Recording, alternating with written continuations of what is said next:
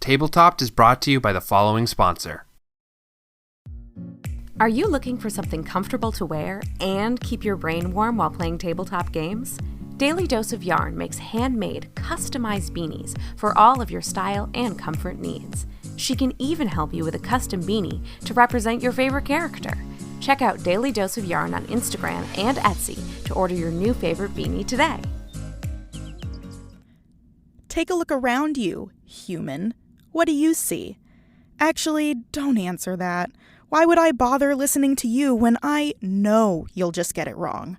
You'll start naming objects and places, but that chair you're sitting in isn't just a chair.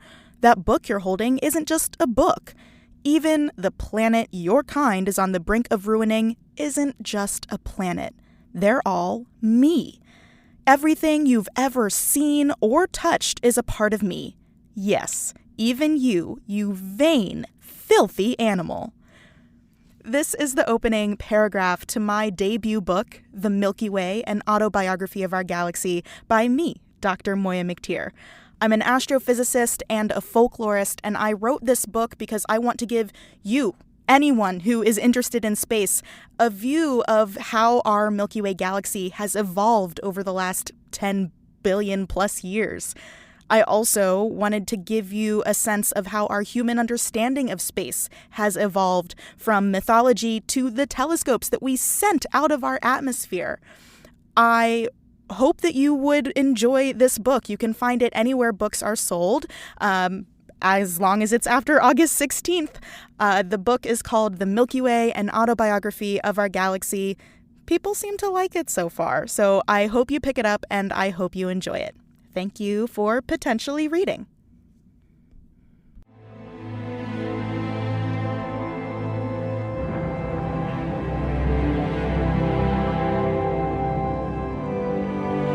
Welcome back, everyone, to another episode of Tabletops. Today, we are doing another Under the Bed. But first, let me introduce everyone who's around me right now. Who's here today? Hey, it's Greg. It's good to be back. It's Sean. Hi, it's great to be here. Thanks for having me. This is Daniel, coroner on the, website, Twitter handles. Look for me everywhere on the internet. I love this new radio voice that you're adopting, Daniel. It's so good. You're like, this is Daniel, the coroner of the Twitters. I hate it here. Yeah, no, he's just applying for that, getting ready for his position as a flight captain. Yes. Doing the announcements. Flight attendant. I don't want to push the buttons. All right. Okay, so today we have a very special episode because Daniel came to me and said, okay, hear me out. There is a monster that is perhaps the greatest monster, a monster that is a monster to all other monsters. I want to do it in the pod. And I said, okay, what is it? And Daniel, why don't you introduce it, the concept or the monster of today's pod? All right, well, I got a lot more credit in how I pitched this than I think I actually did. So, all right, so we've done, iconic D&D level monsters, the Beholder, Mind Flayers, We have not done Mind Flayers yet. The Bone Claw. There are monsters that people are like, oh, we got to get to those. But those are so high-level threats. You're missing the early kill, the bear. The bear's a great monster, and you don't see it enough in the early campaigns. That's right. Today's episode is everything bears. We're deep diving the furry companion and also the killer of the forest. Daniel, what got you thinking about this? If you're not thinking about bears at all times, I don't know how you live on the continent, because they're here, and they will kill you. Aren't there bears on every continent? Every continent has a bear. There are bears on 4 continents. Did you know? Where's your information coming from? So there's what, 6 continents? Daniel, did you just pull out bear facts? Hashtag bear facts. You think I didn't come prepared with bear facts to the bear episode? I came bear-assed. Can I tell you guys that I actually know a bear fact that is kind of spooky and awesome. Yes. So bear, the name bear, is actually not like if you translate it, it actually is like the thing that we don't talk about. It's sort of like a Voldemort type name, where it's something that people originally thought that if you said the bear's name, that it would summon them. And so everyone was like, no, the bear instead. So it was like a moniker to refer to a certain creature. And so we actually don't have a real, like, we don't have the original title of the bear. Yeah, I think if you trace the root of bear back, it just means like the brown or like the brown it's like one. the brown one or something. Like, yeah, it's like we don't name it. We just call it the brown one, and then we named it that. Yeah. So its original name is lost in history. Yeah. We'd have to go back in time and be like, hey, what do you call the brown one? It's like, well, nothing. We don't talk about it, you idiot. You want to summon that motherfucker? I also love that when people were exploring, when they got to the ends of the planet, they were just like, all right, this one is bears, this one is no bears. Because that was the most important survival information they could have. I do think that it is true that the bear, especially at a low-level campaign setting, really any sort of game you're playing too, the bear is going to pose a threat because it is just 900 pounds of muscle. Yeah, so I don't know if anybody has seen a bear in real life outside of a cage, like in the wild, just doing its thing. They're real big. I saw one in New Hampshire. They are so fast. Yes, I saw one in New Hampshire when I was camping, and it was like stealing somebody else's bread because we weren't dumb enough to leave that shit out, but our neighbors were. Right. And they, it was just like we heard firecrackers, and it was the park rangers like throwing firecrackers to chase off this giant black bear. And the black bears are like the scaredy cat bears. Yeah. I don't know if there's grizzlies in New Hampshire, but I don't want to find out because it was still just gigantic. Yeah, there was one time I was driving to Canada and there was a bear like on the top of this huge hill. Like it was sort of like a mountain face on the side of this road that I was driving on. And it ran straight down the mountain and across the road. We were going like 70 miles per hour and the bear was like fucking booking it, made it across the road before we reached the bear. Like these things are fast. They're crazy. Nothing that big should be able to move that fast. That's just my humble Yeah, opinion. they're like 1,000 pounds of muscle. Yeah. All in the limbs. They're moving. You saw what it did to DiCaprio in The Revenant. Like it really did a number on him. Yeah, this is crazy. It was so bad it won him an Oscar. Finally. But All right. So just bear with me as we get into like some of the actual like down facts of using it in a game, a campaign. Yeah. So there are like there are 5 bears in the source book for 5e. Did you guys know this? Yeah. Because I did not. yeah, there are 5 types of bear. Is that like the most variable monster? Like the most iterations of a single monster? That's I'd have in to the book? look, but I doubt it. Yeah. I feel like Probably like there's a lot of bandits. beholders. There's a lot of like, of course, if you put Dragons. humans Oh in there, yeah, the dragons. dragons. There's a fucking crazy amount of dragons. So like 4 official bears, and then the 5th one is kind of a bear. But you have black bears, which is a CR 1/2. yeah. Okay. Brown bears, CR 1. And then I don't know which order this polar is, but bear. polar bear and cave bear. And that is either going to be a CR2 and a CR3. I don't know which order that's in. And then definitely a CR3, the owl bear. Yeah. Yes. Everybody's Which favorite is- beacon bear. Yeah. Which is how we link this into the D&D world of Under the Bed. That owl bear brings it home just enough to make it a fantasy Just monster. barely. But we start low level for the bears because they're terrifying for, especially if you don't have like a high level caster. You've got to get like right in there, and it's going to do some damage. Can you remind me again how many people a CR accounts for? Is it a party of 4? It's a party of 4. So it's basically saying that one bear can kill 2 people at level 1. Yeah, at least. Yeah, that's fucking nuts. And using it at like to sort of set the standard of a starting a game can be seen in lots of different media. If anyone's played The Witcher, one of the hardest like random encounters while you're just out roaming around are bears. Have you played Elden Ring? Those fucking bears will fuck you up. I've seen YouTube videos of people playing Elden Ring. I don't hate my free time to play Elden Ring. Have you also seen? So, has anyone here played Red Dead Redemption 2? Briefly. No, just the first one. Okay, so there is a part in Red Dead Redemption 2, totally random like event. It's not tied to any quest or anything. There's just like a shack out in the woods. And you walk up to it, and if you open the door, a bear just fucking like comes out of the house and just starts mauling you, and you have to kill it. If you look in the house, you see that the bear has broken down the back half of the house that you were just like approached from the wrong side. And inside there's a guy who is mauled by the bear, and you can like read his journal. And he's like, yeah, it's like really peaceful out here. I'm out here to get some writing done. And there's just a fucking bear came in and mauled him.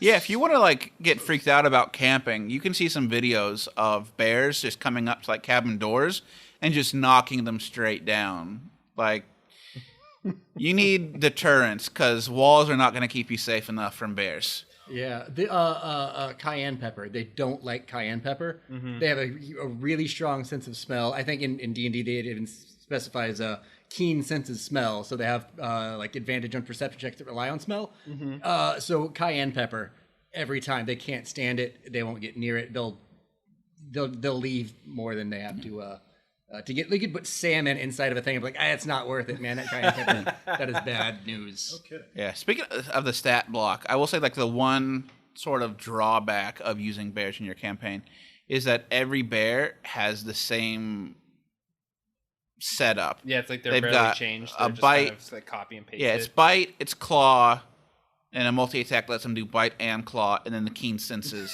which gives them... Yeah. And it's just they have more hit points and they do greater damage with each one. But that also means you can scale a bear to whatever kind, like It's if you whatever want a you need. homebrew, because Yeah. you can just be like, hey, it's a polar bear, except it's 2 amount of hit points of a regular bear. And Or, Metro Exodus and Horizon Zero Dawn both take the bear concept, and one mutates it with radiation, and then the other one gives it fire and ice claws. Just out in the wild. So if you want to take a low-level encounter and really like bring it up to a CR 6 or 7 for like a more mid-level game, there's lots of stuff to draw from just in basic media and myth to make that a much more deadly encounter. I feel like if there's one thing that's worse than a bear, it's a bear that's on fire and it's coming straight from Demon bear. Yeah, well, I mean, using just the bear stat blocks, you could like double it. Maybe, yeah, now it's a bear, but it's a giant bear. It's a bear that had somebody put a belt of giant strength on it or something, you know. Yeah, or It's you like can, a collar. like we talked about it in one of our homebrew episodes, but you could also throw on like a frenzied state where instead of just having a multi-attack where it does 2 different things, make it 4, and then it's like a way harder enemy to beat. Yeah. I mean, there's lots of ways you can dress it up, and we've all been talking about bears as an antagonist, but bears in a lot of myths are also healers and protectors. So if you really want to like keep the bear motif with you, then you could also give it to your parties like a spiritual guardian, animal companion. Mm-hmm. It's buffy, it's tanky, it can stay with you, and I think like spirit guardian even says like the form of a bear is one of the things that you can keep with you. And then barbarians have the whole bear totem. Yeah. So you could actually do like a whole bear themed campaign. Like pretty easy. Like these people were born under the bear star, and like they're going out into the world. And... Or either one of them, because there's 2 constellations involving bears. So every other animal that's in the sky gets 1. Bears, 2. That's how you know. They're twice as powerful. Twice as cool, twice as powerful. Really, just the greatest terrestrial mammal that we have to draw from. I'm actually glad you brought bears up as something of a good guy as well, Daniel, because I also feel like, especially when it comes to like a druid circle of the moon, bears is, at least for like when you're a beginner player, when you're able to become a bear, that's kind of one of the first like like leveling the playing field. Or it's like we're surrounded by orcs. It's like, what are we gonna do? I'm gonna become a bear, and then the orcs are like, oh, we've done goofed, and it's one of the coolest feelings of just waylaying the enemy and just taking them on, because I'm a bear. Who's going to stop me? Not you. One of my favorite run-throughs in Diablo 2 was the shaman when you get the bear form. Oh, yeah. Because bears are scary and bears eating demons just makes sense. It's a good feeling. You could even like, I know that they're already like hunting traps that are meant for bears, but you could like turn the bears into traps where it's just like somebody has set up this area that's frequented by bears, and like you walk into an area and then you're just like slimed with honey or whatever, and you're like, oh fucking shit. Like, what? Why am I? I've been slapped by a salmon. This is the weirdest trap ever. Why did that merchant give me a salmon to go into the woods with? I don't understand. Remember to continuously hit yourself with a meat tenderizer too. Perfect bear deterrent. So if you were a DM going to really use one of these creatures, these beautiful Ursine creatures, like what is your suggestions for making a nice use and a really cool encounter out of them? I would definitely like use them as a guardian, like have something hidden in a cave and have like the bear be sort of like the combat encounter they'd have to overcome to get inside of it, because that's going to be a good like low level boss. And then of course always you could do they're kind of commonly spirits of the forest and guardians of the forest, so doing a quest line where you're trying to calm them or like find out what's hurt them, sort of bring them back, and then of course get that bear motif magical item at the end. Yeah, I was gonna say that like the corrupted bear or something is like a very fun trope that I really like to use. Like my first monster of the week monster was a kind of spirit-like entity that would corrupt wildlife and take them over, and use like deer would rip people apart and all that stuff. And like that was scary enough, but then when a bear would like walk out of the woods, they were all like, "Oh shit, we have to deal with this thing, man." I want to bring up a movie. What was the movie with Natalie Portman? Oh, that Annihilation. Annihilation. Scariest bear in a movie. Absolutely, that whole movie was kind of a D&D campaign, like in itself. Yeah, where it was. You're like, oh, we're people, and we're going to this weird thing, and we get the weapon upgrade in the swimming pool area, and we level up. Yeah. But the bear, I've been wanting to throw that into a campaign for so long because it's just so well done. Yeah. I mean, there's I think it was Taz Amnesty had sort of a bear as their first monster, where it would just like the more stuff it ate, it became part of it as well. So basically the Annihilation bear. Jesus. Very scary, very fun. Also, Disney's or Pixar's Brave. Yeah. Bear was the big bad in that movie. Yeah. Also, it was the cutest little trio of bears in that movie. They played both sides very well. Yeah, I think that especially if you are going with a low level or maybe low magic campaign, like bears can be the final boss if you want it to be. Like if you were playing to level 5, like you can make a meal out of bears. You know what I mean? Or like the other way around, the bear's going to make a meal out of you. Yeah. All right, so I think that we've kind of like stripped this to bare bones. Is there anything else that we need to talk about? I have a personal bear story. Okay, hit us with it, Greg. So I wanted to share this. Just bear in mind, this was a couple years ago. I was living in Connecticut, and a couple friends of mine were out on like a roof deck thing, and we saw a bear. It was a black bear, and it was very, very cute, and it was just pawing at this bird feeder, and we were all thinking, oh, this is adorable, because, you know, obviously we've got several like feet separating us, and then it grabbed the bird feeder, which was a metal pole I want to bring up, and it bent it to get it. Just and we all just stopped like saying cute, and then it just started gnawing on it. I actually have a bear story too. It was in the Berkshires, so close to Connecticut. Yes, it is. Connecticut, classic home of bears. But so it was an acting retreat or like internship I was doing, and there was like this meal hall where everyone would go and get their like kind of shitty breakfast every morning. And one day we like walked in, like I was walking up to the meal hall, and just every single person that I knew was running away from the meal hall at me. And I was like, what is happening? And they're like, don't go in there, don't go in there. And like the screen door was still on the hinges. Apparently, a bear had walked up, opened the door, and had just walked into the meal hall and was like finding the food in there and eating it. And everyone was like, what the fuck do we do? The bear is inside the house. You give up. The bear owns that place now. The bear, Enjoy your meal. it's going to charge you rent. No, I have something that's barely a bear story, but I Okay. really want. It's quick. We were in the Berkshires, and we were hiking up this mountain, and all along this mountain is like bear scat. Yeah. And like, oh man, there's are so bears fucked. around. Why are we doing this hike with bears everywhere? And so, but the whole time I'm like looking for bears and like making sure I avoid all any bear tracks. And the only signs is this bear scat, and we keep having to like step over it and step around as growing up. And we're coming back down. Maybe it's like an hour hike, an hour and a half. We're coming back down. I'm really excited to just go back and like get some ice water and relax before we do our next thing for the trip. And so I'm kind of like hopping down the stairs and like the mountain, and like the last maybe 10 feet of this entire trail, I just step in a big pile of bear scat, just ankle deep, and I was like, oh, That's so gross. oh man.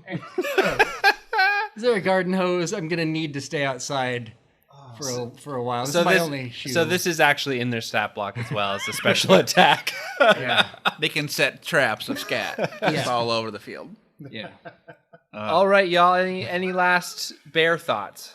No, just, at a bare minimum, they make a great natural encounter, and you can beef them up to become adventure bosses or guardians for the party. Yeah, and if you're a DM, maybe like don't punish your players if one of the things they do to instead of combat the bear is just lay down and pretend to be dead, because Yeah. That's a handle animal check. That's a Yeah. handle.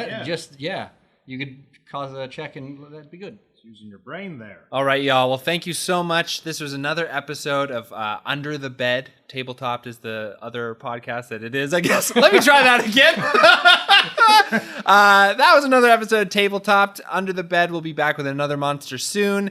And special little treat for everyone making it to the end here. If you go back and you count every use of bear, including that one, send it to us, because if you are the first one who sends it to us, we will send you a wonderful hat from our sponsors, Daily Dose of Yarn. You just need to send us either a DM at Tabletop or send us a message at tabletopodcast@gmail.com, and we will send you this hat. But you gotta get there first, so I guess go and listen to it again. Okay, bye!